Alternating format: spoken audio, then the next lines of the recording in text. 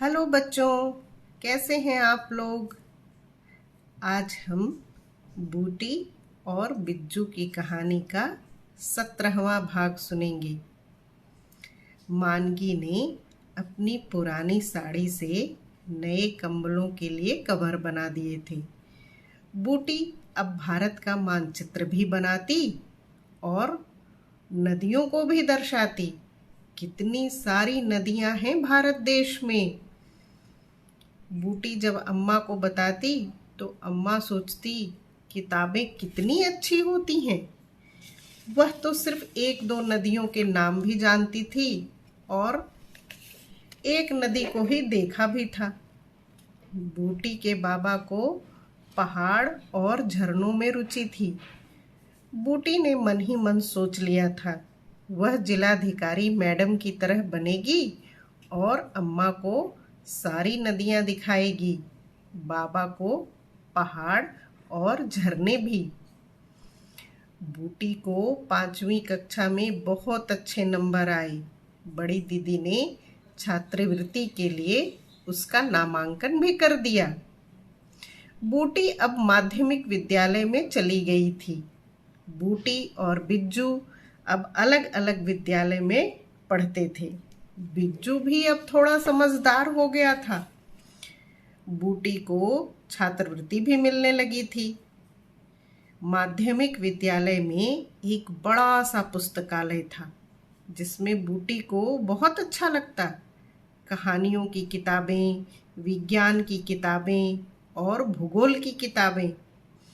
चारों तरफ भारत और विश्व के मानचित्र लगे थे। मानव शरीर के अंगों के भी बड़े बड़े चित्र थे। नदियों और पहाड़ों के बारे में भी लिखा था।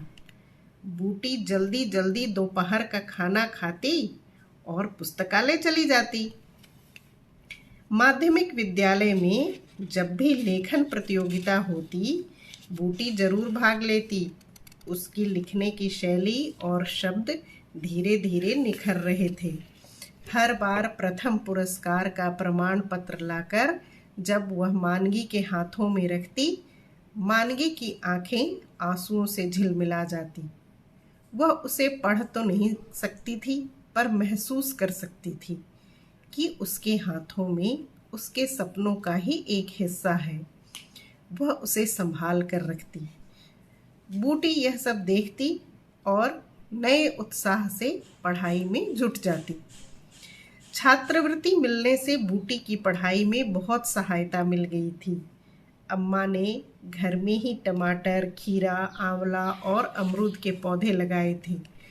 बूटी पौधों की खूबियां बताती और अम्मा उसे लगाती। तालाब के किनारे की खाली जमीन पर विद्यालय के बच्चों ने बरसात में फलदार वृक्ष लगाए थे। जामुन, आम, सीताफल और अमरूद के, आंवला और नीम के भी। गांव की रूपरेखा धीरे धीरे बदलती जा रही थी। ज्यादातर बच्चों के हाथों में अब किताबें होती और वे नए तरीके के खेल भी खेलते। फुटबॉल के शिक्षक ने 3 टीम बना ली थी। बारी बारी से लड़के और लड़कियां उसका भी अभ्यास करते। सुबह सुबह विद्यालय के मैदान में बच्चों को व्यायाम और दौड़ने का अभ्यास भी कराया जाता। प्रधान दीदी और माध्यमिक विद्यालय की प्रधान शिक्षिका यह सब देखकर बहुत खुश होते। बूटी को भूगोल में रुचि थी और उसकी सहेली बिन्नो को विज्ञान में। बिन्नो सोचती रहती, कोई बीमार क्यों पड़ता है, फिर डॉक्टर को कैसे पता चल जाता है कि कौन सी दवा देनी है। इला और बिन्नो में हमेशा ही बहस छिड़ी रहती। मरीज दवाओं से ठीक होते हैं या डॉक्टर ठीक करते हैं। इला दवाओं के गुण बताती और बिन्नो डॉक्टर के।